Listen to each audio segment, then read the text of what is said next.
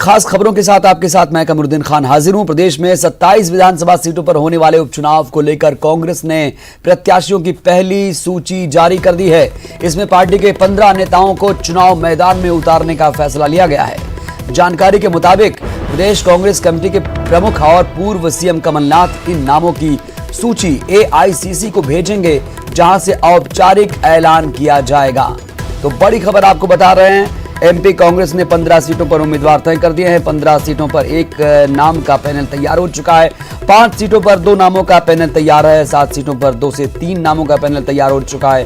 कई सीटें आपको बता दें जातीय समीकरण को लेकर हालांकि उलझी हुई बताई जा रही हैं। तो कांग्रेस अपनी पहली सूची में 15 नामों का ऐलान करने वाली है। In fact PCC chief Kamalnath AICC को उम्मीदवारों की सूची भेजेंगे। AICC से होगा उपचुनाव सीटों के उम्मीदवारों का ऐलान।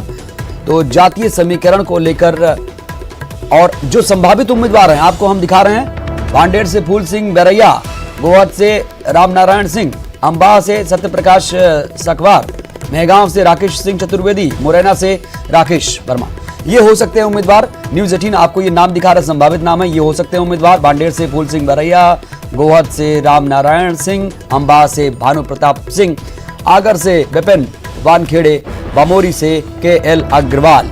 तो ये बात बहुत महत्वपूर्ण नाम, उम्मीदवारों की सूची तो नहीं आई है, लेकिन हम आपको कांग्रेस की संभावित उम्मीदवारों का नाम दिखा रहे हैं। दिमनी से रविंद्र सिंह हैं और जौरा से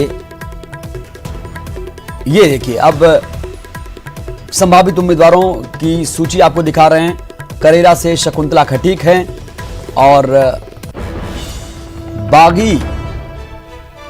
प्रागीलाल जाटव भी करेरा से, बलबीर सिंह दंडोतिया हैं सुमावली से, सांची से मदन लाल चौधरी। तो ये संभावित नाम आपको दिखा रहे हैं।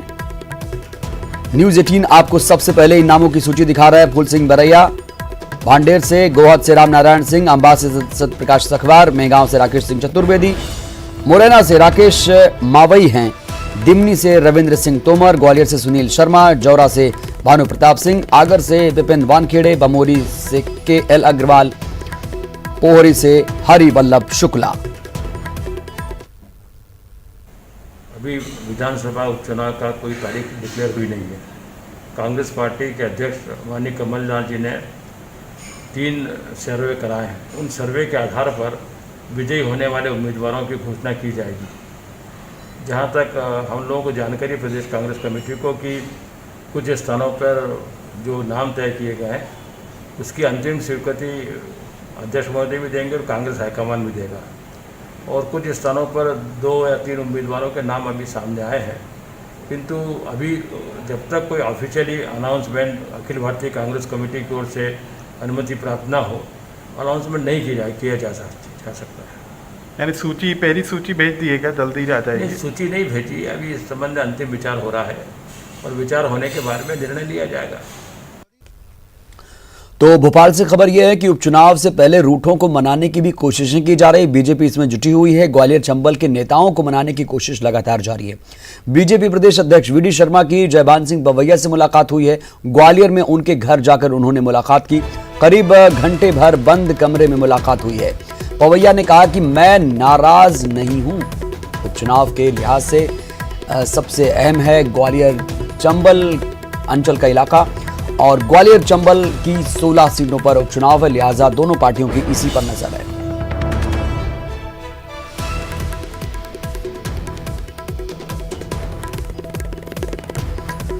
तो उपचुनाव से पहले ग्वालियर चंबल के नेताओं को मनाने की कोशिश कर रही है बीजेपी प्रदेश अध्यक्ष VD शर्मा ने जयभान सिंह पवैया से मुलाकात की है। ग्वालियर में उनके घर जाकर उन्होंने बंद कमरे में मुलाकात की है। करीब घंटे भर बंद कमरे में दोनों ने चर्चा की है और इस मुलाकात के बाद पवैया ने कहा कि मैं नाराज नहीं हूं। उपचुनाव के लिहाज से आपको बता दें ग्वालियर चंबल अंचल का जो इलाका है सबसे महत्वपूर्ण है।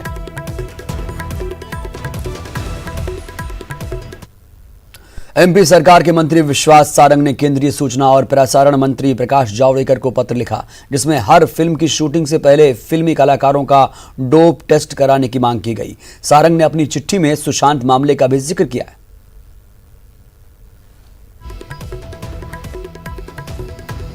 तो एमपी सरकार के मंत्री विश्वास सारंग ने बड़ी पहल की है। केंद्रीय सूचना प्रसारण मंत्री प्रकाश जावड़ेकर को उन्होंने खत लिखा है। उन्होंने कहा कि हर फिल्म की शूटिंग से पहले फिल्मी कलाकारों का डोप टेस्ट किया जाए, ये जरूरी है। सारंग ने अपनी चिट्ठी में सुशांत मामले का भी जिक्र किया है।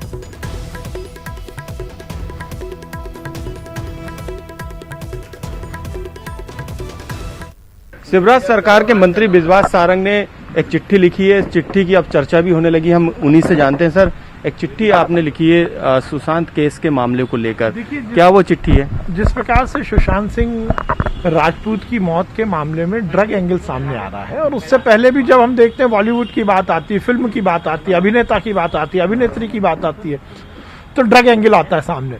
मैंने सूचना प्रसारण मंत्री जी को लिखा है कि ये जो अभिनेता अभिनेत्री है समाज के आइकॉन है, युवा का एक बड़ा वर्ग है जो इनको आत्मसात करता है, इनकी जीवन शैली को अपनाता है। तो हमें ये सुनिश्चित करना चाहिए कि बॉलीवुड से ड्रग एंगल खत्म हो। और जिस प्रकार से पहले खेल और खिलाड़ियों से ड्रग को अलग करने के लिए डोप टेस्ट की प्रक्रिया अपनाई गई, हर राष्ट्रीय अंतर्राष्ट्रीय स्तर की प्रतियोगिता के पहले डोप टेस्ट होता है। खिलाड़ी को ये सुनिश्चित करना पड़ता है कि वो ड्रग्स नहीं लेता, जो ड्रग्स लेता है उस पर पाबंदी लग जाती है। तो क्यों ना हम हर शूटिंग के पहले भी ये सुनिश्चित करें, जो ड्रग्स लेता है उसको फिर फिल्मों में या एक्टिंग करने की इजाजत ना मिले, जिंदगी उस पर पाबंदी लगनी चाहिए। और इस तरह का टेस्टिंग की प्रयोग कोरोना काल में हुआ भी है। जब अनलॉक 1 शुरू हुआ और शूटिंग शुरू हुई थी, तो उससे पहले हर व्यक्ति को यह सुनिश्चित करना था कि वो कोरोना से पीड़ित नहीं है, उसका कोरोना टेस्ट हो रहा था। इसी तरह डोप टेस्ट हो सकता है और उससे फिल्म। मध्य प्रदेश के लिहाज से क्या मानते हैं, क्योंकि यहाँ पर भी कई एनडीपीएस के केस आते हैं, कई तरीके की तस्करी की बात सामने आती है, तो इसका कनेक्शन क्या दूसरे राज्यों से हो सकता है? क्योंकि जब खुलासे होते हैं तो इसी तरीके की डिटेल आती है। नहीं, देखिए, ड्रग का मामला केवल राष्ट्रीय स्तर का नहीं है, अंतर्राष्ट्रीय स्तर का है। जब ड्रग की बात आती है और मीडिया ये बात खुलासा करता है कि उसके जो कनेक्शन है वो अंतर्राष्ट्रीय स्तर पर है, और ये समाज की एक ऐसी बुराई है जिसपे समाज को खड़ा होना पड़ेगा। और जो सेगमेंट हमें लग रहा है कि इन्वॉल्व है फिल्म वाला, तो हमें उस पर कहीं ना कहीं कार्रवाई करनी चाहिए और रोकथाम करनी पड़ेगी। और रोकथाम ऐसे ही होगी। जैसे संजय दत्त का मामला सबके सामने, कंगना रनौत ने खुद ने इंटरव्यू में स्वीकार किया कि उनको इन्वॉल्व किया, तो ये बात हमें सुनिश्चित करनी पड़ेगी। गाए बगाए, नोइंगली अननोइंगली यदि ये इन्वॉल्व हो रहे हैं, तो सरकार की जिम्मेदारी है कि उसकी रोकथाम करें।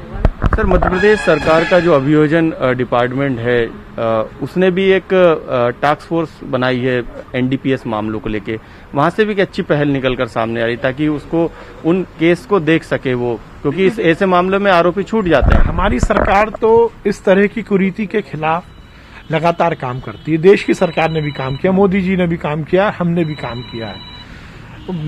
लोग बोलते हैं कि नोटबंदी के बाद तो ड्रग्स को लेकर, एक ड्रग माफिया पर एक बड़ा कुठाराघात हुआ था, तो मोदी सरकार ने तो हर मुद्दे पर, शिवराज सरकार ने हर मुद्दे पर ऐसी कुरीति के खिलाफ आवाज उठाई है। इसीलिए मैंने लिखा है कि फिल्मों से जुड़े हुए मामले में जब बात आती है तो हमें ये सुनिश्चित करना चाहिए कि कोई भी कलाकार, कोई भी फिल्म से जुड़ा हुआ व्यक्ति ड्रग में इन्वॉल्व ना हो, और उसके लिए सरकार प्रक्रिया बनाए। बिल्कुल, एक प्रक्रिया बनाने की बात जो है, इस मांग को भी जो है यहाँ से मध्य प्रदेश से उठाया गया है। मंत्री विश्वास सारंग ने इस मांग को लेकर चिट्ठी भी लिखी है। अब देखना होगा कि केंद्र के स्तर पर क्या एक्शन इस चिट्ठी को लेकर लिया जाता है। कैमरामैन अनिल गवई के साथ मनोज राठौर, न्यूज 18 भोपाल। प्रदेश के गृह मंत्री नरोत्तम मिश्रा ने आज राहुल गांधी पर निशाना साधते हुए कहा कि अगर एक उंगली हमारी तरफ उठेगी तो 3 उंगली आप पर भी उठेगी, जबकि हमारे सीएम दिन रात बाढ़ और बारिश में भी गरीबों तक जान जोखिम में डालकर पहुंच रहे हैं। जब हम 15 साल की सरकार चलाने के बाद चुनाव में गए थे, तब कांग्रेस को बहुमत नहीं मिला। जब तब नहीं मिला तो अब कहां से मिलेगा? अब तो आपके 15 महीने के काले कारनामे ही काफी हैं।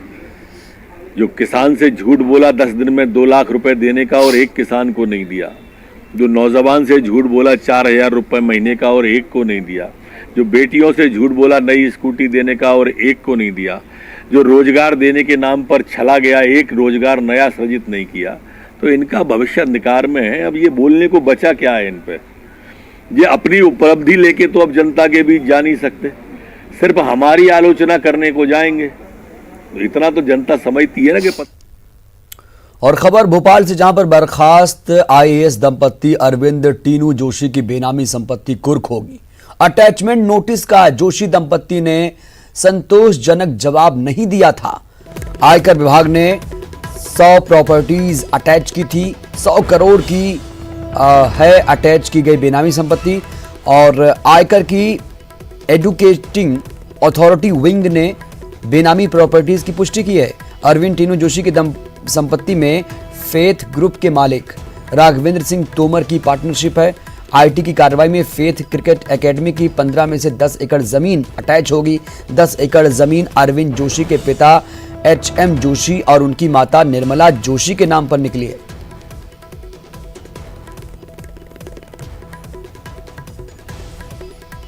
और ज्यादा जानकारी के साथ हमारे सहयोगी मनोज राठौर जुड़े हैं। मनोज, हम देख पा रहे हैं कि बर्खास्त आईएएस दंपत्ति की मुश्किलें बढ़ती हुई नजर आ रही हैं। क्या ताजा जानकारी मिल रही है फिलहाल?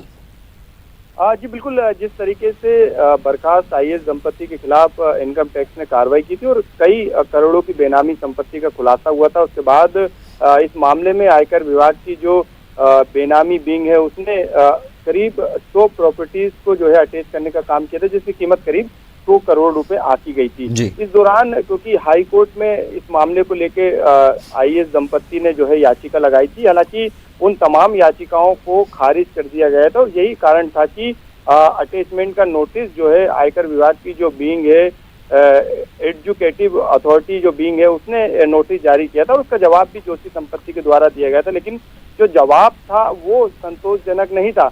यही कारण है कि अब जो अगली जो आयकर विभाग की जो कार्रवाई रहती है वो संपत्ति को कुर्क करने की कार्रवाई रहती है। अब करीब जो 100 करोड़ रुपए की जो 100 प्रॉपर्टी है, जिसमें करीब 220 एकड़ जमीन कृषि भूमि है, फ्लैट है, घर है, प्लॉट है और करीब 100 करोड़ रुपए इस प्रॉपर्टी की कीमत आकी गई है। 220 एकड़ जमीन में एक कंपनी है जिसमें 40 प्रॉपर्टी थी, इनके माता पिता के नाम 10 प्रॉपर्टी थी, नौकर और परिजनों के नाम थी। ये तमाम तरीके की प्रॉपर्टी को जो है अब कुर्क करने की कार्रवाई जल्द की जाएगी और तमाम कार्रवाई को लेके जो डिटेल इकट्ठी की गई थी उसी की पुष्टि इस आयकर विभाग की विंग ने कर दी है। अब जो है अटैचमेंट की कार्रवाई के बाद अब कुर्की की कार्रवाई की जाएगी। लेकिन इस मामले में एक बड़ा खुलासा ये भी हुआ है क्योंकि फेथ बिल्डर के जो मालिक है राघवेंद्र सिंह तोमर, उसका जो रातीगढ़ में जो क्रिकेट एकेडमी है, जब उसकी पड़ताल की गई दस्तावेज की तो ये पता चला कि चलिए, तो कुल मिलाकर कहीं ना कहीं दंपत्ति अरविंद टीनू जोशी की जो बेनामी संपत्ति कुर्क होने वाली है उसको लेकर मुश्किलें बढ़ती हुई नजर आ रही। बहुत बहुत शुक्रिया आपका मनोज। और इंदौर से खबर, जहां पर 10वीं के छात्र ने खुदकुशी कर ली। स्कूल के प्रिंसिपल पर आरोप लगा है फीस भरने का दबाव बनाया जा रहा था। फीस नहीं भरने पर टीसी देने की धमकियां मिल रही थी।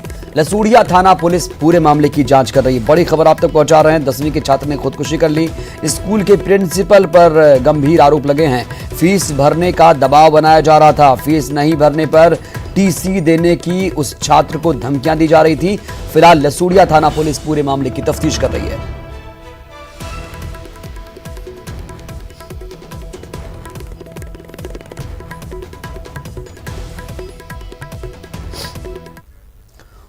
और दिल्ली से इस वक्त की बड़ी खबर, अहम खबर यह है कि महाकाल शिवलिंग शरण का मामला है। ये सुप्रीम कोर्ट शरण रोकने के निर्देश दे दिए हैं। शिवलिंग संरक्षण का काम मंदिर प्रबंधन को सौंप दिया गया है। जस्टिस अरुण मिश्रा ने बड़ा फैसला सुनाया है। बड़ी खबर आप तक पहुंचा रहे हैं। महाकालेश्वर ज्योतिर्लिंग के शरण मामले में सुप्रीम कोर्ट से गर्भगृह में प्रवेश रोकने की मांग पर सुप्रीम कोर्ट का फैसला आ चुका है। जस्टिस अरुण मिश्रा ने कहा कि मंदिर प्रबंध समिति को उज्जैन के महाकालेश्वरी मंदिर में शिवलिंग को संरक्षण देने के निर्देश दिए हैं, क्योंकि शिवलिंग का शरण हो रहा है। तो दिल्ली से इस वक्त की बड़ी खबर आप तक पहुंचा रहे हैं। महाकाल शिवलिंग का शरण का मामला है। सुप्रीम कोर्ट शरण रोकने के निर्देश दे दिए हैं।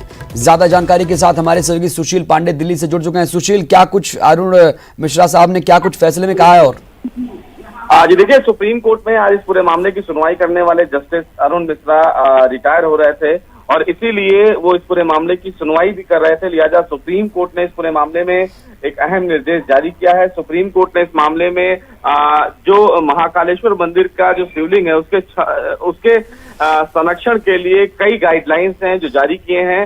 सुप्रीम कोर्ट ने अपने आदेश में ये कहा है कि पहले जो शिवलिंग की पूजा के दौरान जो रगड़ कर उनकी पूजा की जाती थी वो अब नहीं की जाएगी।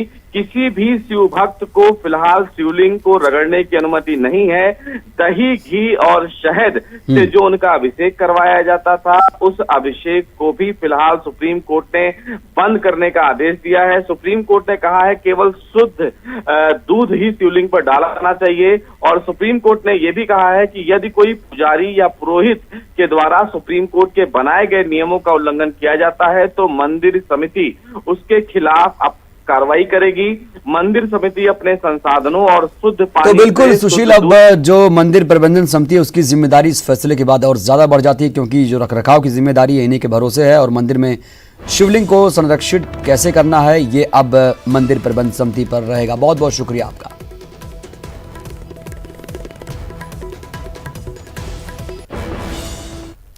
और खबर धार से, जहां पर करौली ग्राम में डकैती हुई है। बदमाशों ने बंदूक से फायरिंग की है, गोफन से पत्थर मारे गए हैं, लगभग 30,000 की लूट को अंजाम दिया गया। 3 लोग घायल हैं, एक की हालत नाजुक है। बड़वानी के निजी अस्पताल में घायलों का इलाज जारी है। ग्रामीणों ने पत्थर से बदमाशों पर हमला किया। लगभग 25 से 30 की संख्या में बदमाश थे। धार जिले के ग्राम करौली की ये पूरी घटना है, आप तक पहुंचा रहे हैं। करौली ग्राम में डकैती हुई है, बदमाशों ने बंदूक से फायरिंग की, गोफन से पत्थर मारे हैं। लगभग 30,000 की लूट की वारदात को अंजाम दिया गया। 3 लोग घायल बताए जा रहे हैं, एक की हालत नाजुक है। बड़वानी के निजी अस्पताल में घायलों का इलाज जारी है। और बड़ी बात यह है कि ग्रामीणों ने पत्थर से बदमाशों पर हमला भी किया है। करीब 25 से 30 की संख्या में बदमाश आए थे। धार जिले के ग्राम करौली में डकैती की वारदात को अंजाम दिया गया। दिन दहाड़े इस लूट की वारदात को अंजाम दिया गया और बंदूक से फायरिंग भी की गई। तो एक बड़ी डकैती करौली गांव में देखने को मिली है। करीब 30,000 की लूट की वारदात को 25 से 30 की संख्या में आए बदमाशों ने अंजाम दिया। 3 लोग घायल बताए जा रहे हैं और एक की हालत नाजुक है। बड़वानी के निजी अस्पताल में घायलों का इलाज जारी है।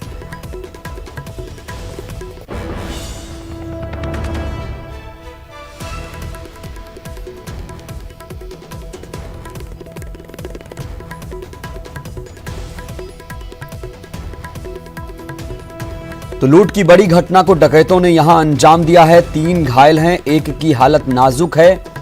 और ग्रामीणों ने भी यहां पर हौसला दिखाया और उन्होंने बदमाशों को मुंह तोड़ जवाब देने की कोशिश की।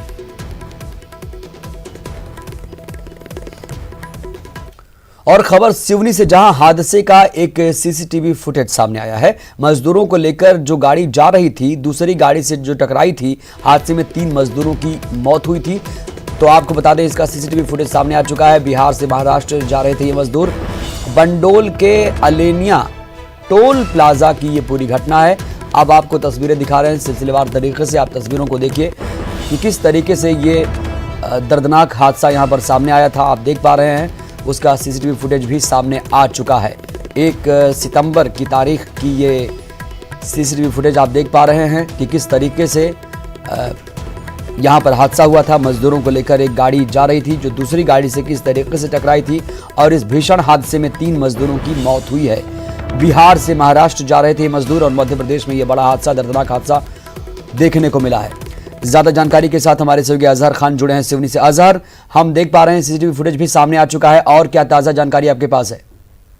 देखिए कमरुद्दीन जी, ये लगातार इस तरह की दुर्घटनाएं जब भी होती हैं तो अंदाजा लगाया जाता है कि गलती किसकी है। अभी जो हादसे के लाइव वीडियो सामने आए हैं उसमें आप देख सकते हैं कि जो गामा चालक है वो कितनी तेजी से गाड़ी लेके आता है और ड्रम टकराता है। जो टकराने के बाद आप देख सकते हैं कितनी जोर का जो दृश्य वहां पर दिखाई दे रहा है। घटना इतनी भीषण हुई होगी, जो कहीं ना कहीं जो वीडियो आए कहीं ना कहीं विचलित करने वाले हैं।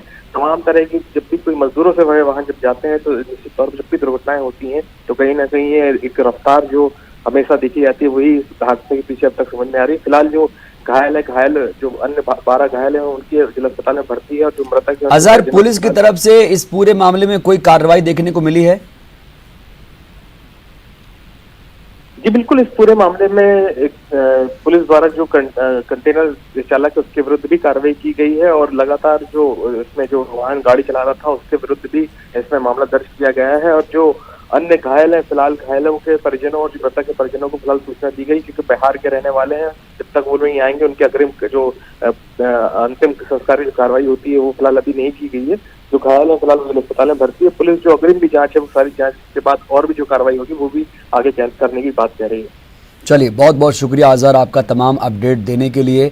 तो बड़ी खबर आपको दिखा रहे हैं, जहां पर जो भीषण हादसा हुआ था सिवनी में, जो मज़दूरों से भरा यहाँ पर एक कंटेनर जा रहा था और किस तरीके से ये हादसे का शिकार हुआ वो तस्वीरें आ चुकी हैं और पुलिस ने भी इसमें कार्रवाई करनी शुरू कर दी है।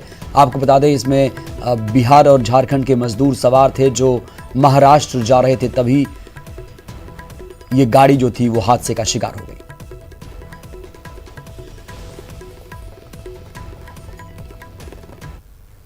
और रायपुर से खबर, जहां पर एक और कांग्रेस विधायक को कोरोना हुआ। विधायक अनीता योगेंद्र शर्मा को कोरोना हुआ है। विधायक ने खुद सोशल मीडिया में इसकी जानकारी दी है। संपर्क में आने वालों से टेस्ट कराने की अपील की जा रही है। धरसींवा विधानसभा से विधायक हैं अनीता शर्मा। बड़ी खबर आपको बता रहे हैं रायपुर से, इस वक्त की अहम खबर, जहां पर एक और कांग्रेस विधायक को कोरोना हुआ है।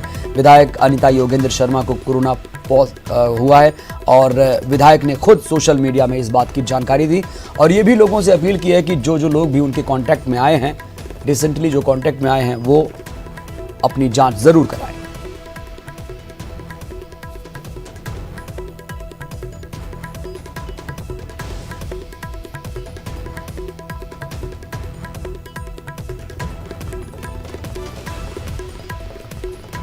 तो आपको बता दें, रायपुर से अहम खबर आपको बता रहे हैं, जहां पर एक और कांग्रेस विधायक को कोरोना हुआ है। विधायक अनीता योगेंद्र शर्मा को कोरोना हुआ है और अगर हम भूपेश बघेल की बात करें, गृह मंत्री ताम्रध्वज साहू की बात करें, तो वो भी होम आइसोलेशन में हैं।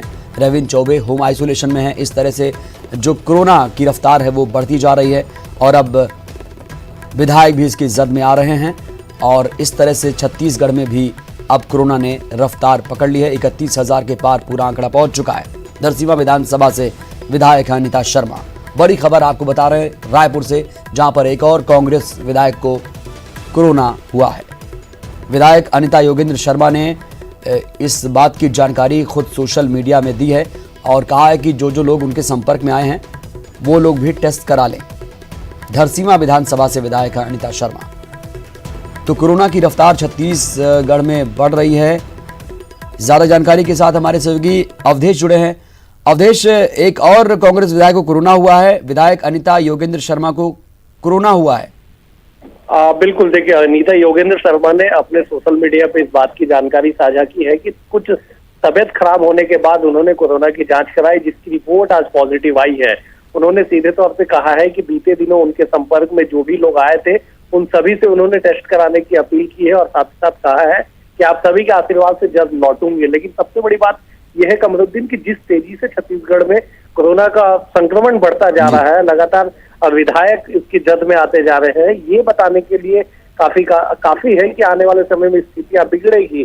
क्योंकि जिस तरह से विधायक दर विधायक संक्रमित होते जा रहे हैं, आम लोग संक्रमित होते जा रहे हैं, अधिकारी से लेकर मंत्री आवास तक में संक्रमण लगातार बढ़ते जा रहा है। तो ऐसे में आने वाले दिनों में कैसे इस पर लगाम लगेगा, एक बड़ी चुनौती बन बिल्कुल आने वाले दिनों में कैसे इस पर लगाम लगेगी, ये बड़ी चुनौती है सरकार के लिए और तमाम प्रशासनिक अधिकारियों के लिए भी। बहुत बहुत शुक्रिया आपका। वक्त एक छोटे से ब्रेक का।